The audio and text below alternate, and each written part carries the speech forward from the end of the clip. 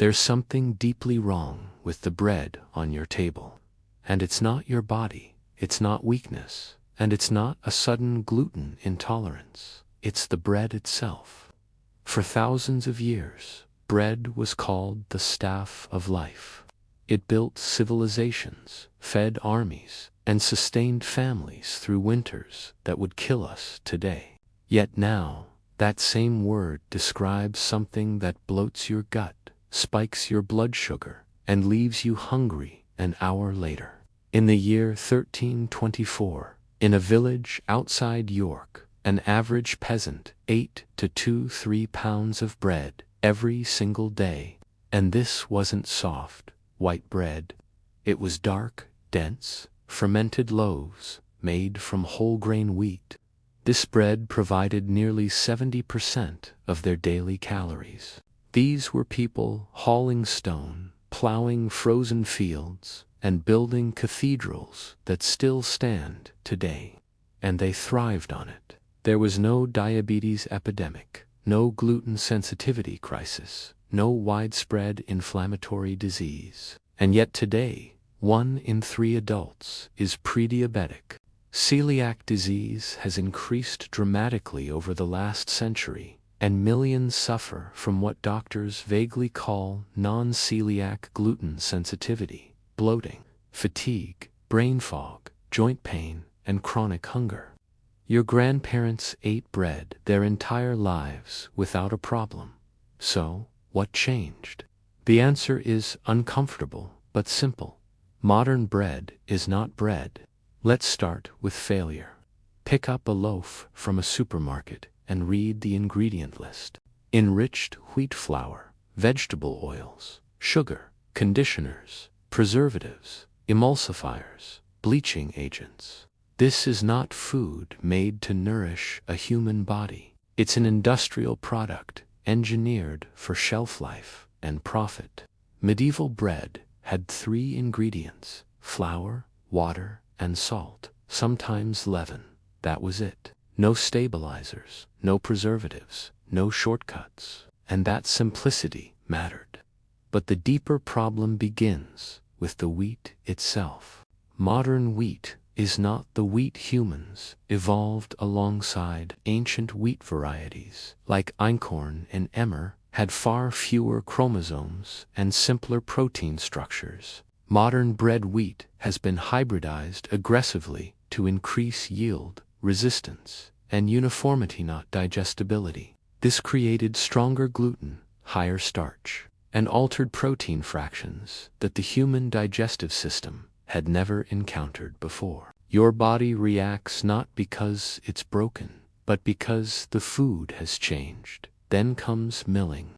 Medieval flour was stone ground slowly, keeping the bran, germ, and endosperm intact.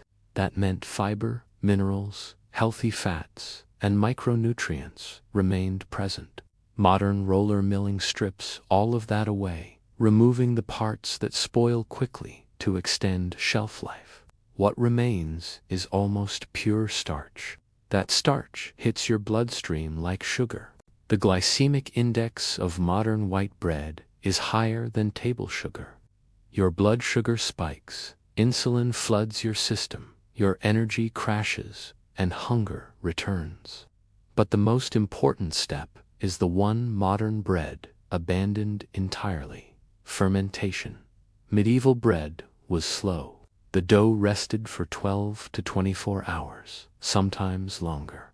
During that time, wild yeast and bacteria broke down the starches and proteins before the bread ever reached your stomach.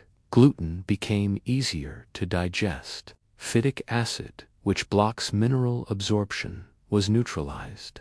Lectins that irritate the gut lining were reduced. Modern bread is mixed, risen, and baked in under 3 hours. No predigestion, no transformation, just raw proteins hitting your gut at full strength. This is why medieval people could eat pounds of bread daily and feel full, stable, and energized, while modern bread leaves you inflamed and unsatisfied. Let's look at the field knowledge.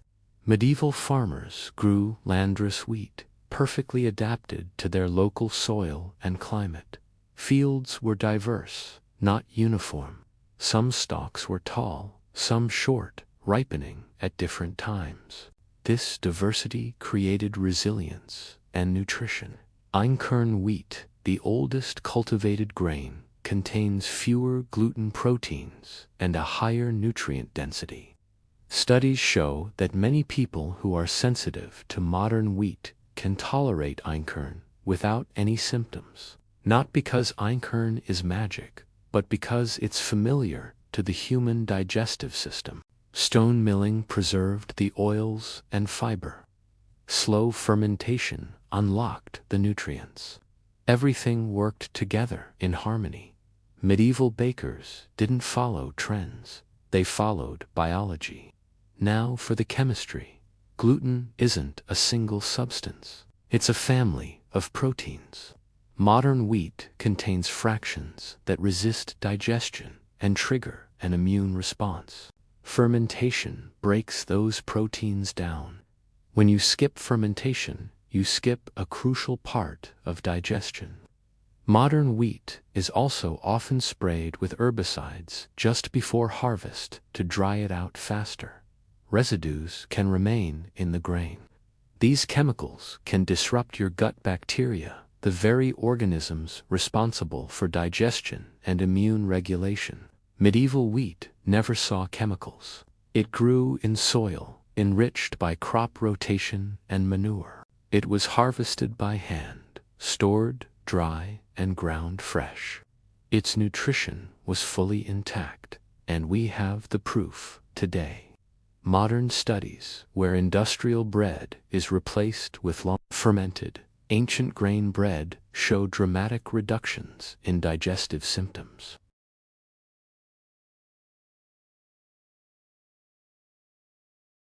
The wheat was never the enemy. The process was. So why did we abandon what worked so well?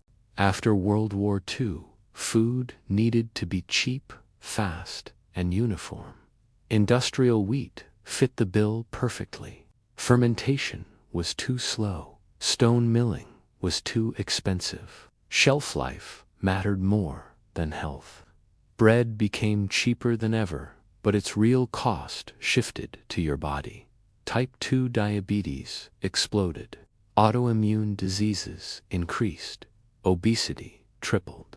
The timeline is clear. This brings us to the question everyone asks: can you eat bread again? Yes, but only if it resembles actual food. Look for stone-milled flour, ancient grains, and long fermentation times. Better yet, make your own sourdough at home. Time is the one ingredient modern bread refuses to give you. Or you could reduce bread entirely and replace it with whole grains prepared properly. Medieval people ate bread because they had no choice. You do. The lesson isn't to romanticize the past. It's to recognize that medieval bread was engineered by necessity, observation, and biology. We replaced that system with speed and chemistry, and then blamed our bodies when it failed. Bread didn't betray us. We changed it. If this reframed how you see food, like the video and subscribe to Medieval Tales. This channel exists to recover the knowledge that kept people healthy when life was hard, and that still works today.